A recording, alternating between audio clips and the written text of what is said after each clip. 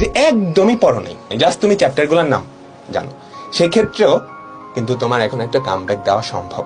বইয়ে সবকিছু কিন্তু আসে না, বেশ কিছু ইম্পর্টেন্ট টপিক ওগুলাই কিন্তু ঘুরে ফিরে বোর্ড পরীক্ষায় আসে। তো বোর্ড পরীক্ষায় ভালো রেজাল্ট করা খুবই সহজ। আমাদের হাতে কিন্তু আর 6 মাসের মতো টাইম আছে, তাই না?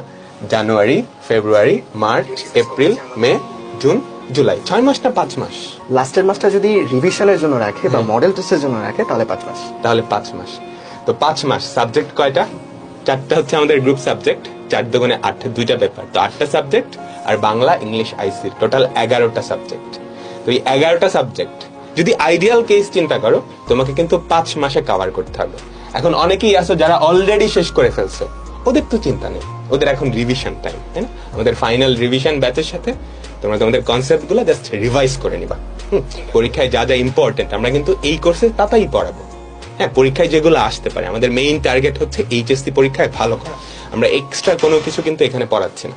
হ্যাঁ, এইচএসসি তে ভালো করা, আর এইচএসসি তে ভালো করলে, এইচএসসির বেসিকটা যদি স্ট্রং হয়ে যায়, পরে কিন্তু অ্যাডমিশনটা অটোমেটিক্যালি ভালো হয়ে যাবে। তোমার শুরুতে একটা স্ট্রং প্রিপারেশন থাকবে। এখন যাদের পড়া হয়েছে খুব ভালো, অলরেডি তোমরা আমাদের সাইকেলগুলোতে ছিলা, যারা আমাদের ক্লাসগুলো ফলো করছো, ওদের তো চিন্তা নেই, জাস্ট রিভিশন। যারা মোটামুটি পড়া হয়েছে, হ্যাঁ 4-5টা চ্যাপ্টার পড়া হয়েছে, 4-5টা চ্যাপ্টার পড়া হয় নাই, ওদের জন্য খুব একটা কঠিন হবে না। ধরো তুমি যদি ম্যাথস বা ফিজিক্সের একটা পেপারের অর্ধেক তুমি শেষ করে ফেলছো, বাকি অর্ধেকটা এখনো বাকি, তাহলে তুমি যদি চিন্তা করো, আমাদের কি 11টা সাবজেক্ট বলতে পারি না, 11টা বই, তোমার যদি ধরো 50% কাভার হয়েছে, তাহলে এই 5 মাসে কয়টা কাভার করতে হবে? 5.5টা বই। আর বই কিন্তু অত বড় না, তোমাদের কাছে যত বড় মনে হচ্ছে বইটা, যেটা দেখছো তুমি কিন্তু শর্ট সিলেবাস দিচ্ছে, তাই না? তো ওইটাও আবার অর্ধেক, তাই না? তো তুমি যদি অ্যাকচুয়ালি চিন্তা করো, তাহলে এই 5 মাসে যারা 50% কাভার করছো, 5.5টা বই তারও অর্ধেক, তাই না? এটা কিন্তু খুবই সম্ভব। এখন সবার লাস্টের পার্টি যারা আছো, একদমই পড়াশোনা করো নাই, এরকম তো কেউ থাকার কথা না।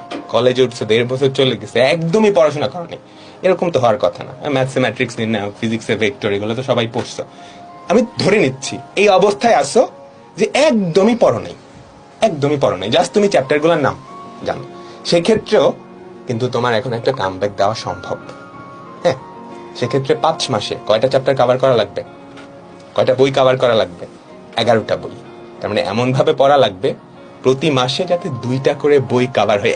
প্রতি মাসে তো তুমি 2টা বই কভার করবে না, পড়াশোনাটা এরকম হওয়া লাগবে। 2টা বই কভার করার সমান পড়াশোনা প্রতি মাসে করা লাগবে। এটা করা কিন্তু ডিফিকাল্ট কিছু না, স্পেশালি এইচএসসির প্রিপারেশন, এটা করা কিন্তু ডিফিকাল্ট কিছু না। বইয়ে সবকিছু কিন্তু আসে না। হ্যাঁ, বেশ কিছু ইম্পর্টেন্ট টপিক ওগুলাই কিন্তু ঘুরে ফিরে বোর্ড পরীক্ষায় আসে। তো বোর্ড পরীক্ষায় ভালো রেজাল্ট করা খুবই সহজ, হতাশ হওয়ার কিছু নেই। তুমি যেই অবস্থায় থাকো না কেন, আমাদের এই 5 মাসটা ইনাফ টাইম। ঠিক আছে, আমরা যদি জানুয়ারি, ফেব্রুয়ারি, মার্চ, এপ্রিল, মে, এই 5 মাস পড়াশোনা করলাম, আমাদের বেসিক গুলা স্ট্রং করলাম, তারপর যে লাস্টের মান্থ জুন, ওই টাইমে আমরা কি করলাম? রিভিশন দিতে থাকলাম, মডেল টেস্ট দিতে থাকলাম, তাহলে কিন্তু আমাদের এইচএসসিতে খুবই ভালো একটা রেজাল্ট করা সম্ভব। আর যাদের প্রিপারেশন এখন ভালো আছে, ওদের তো চিন্তা নেই, রিভিশন টাইম, রিভিশন, প্র্যাকটিস। আর কোনো চ্যাপ্টার যদি দুর্বলতা থাকে, দেখো যারা ভর্তি হবা ম্যাক্সিমামে কিন্তু এরকম হবে যে তুমি দেখবা আমার 4-5টা চ্যাপ্টার খুব ভালো করে পড়া হয়েছে, আর 4-5টা চ্যাপ্টার বাকি। ওই 4-5টা চ্যাপ্টার ঠিক মতো পড়া হয়নি। আমরা কিন্তু ক্লাসগুলো একদম বেসিক থেকেই করাবো। তো যেই চ্যাপ্টারগুলো একদমই পড়া হয় নাই, ওগুলা কি করতে হবে? আমাদের সবগুলা ক্লাস একদম শুরু থেকে শেষ পর্যন্ত করা লাগবে। আর ধরো কোনো একটা চ্যাপ্টার তুমি ভালো করে পড়ছো, আগে আমাদের একাডেমিক সাইকেল থেকে পড়ছো, তুমি কি তখন এফআরবি ক্লাস করবা? তুমি রিভিশন দেওয়ার জন্য করতে পারো, বা কোনো স্পেসিফিক টপিক যেটা তুমি বুঝো না, ধরো আপেক্ষিক বেগের টপিকটা তুমি বুঝতেছো না, ওই পার্টটুকু জাস্ট দেখে ফেলবা।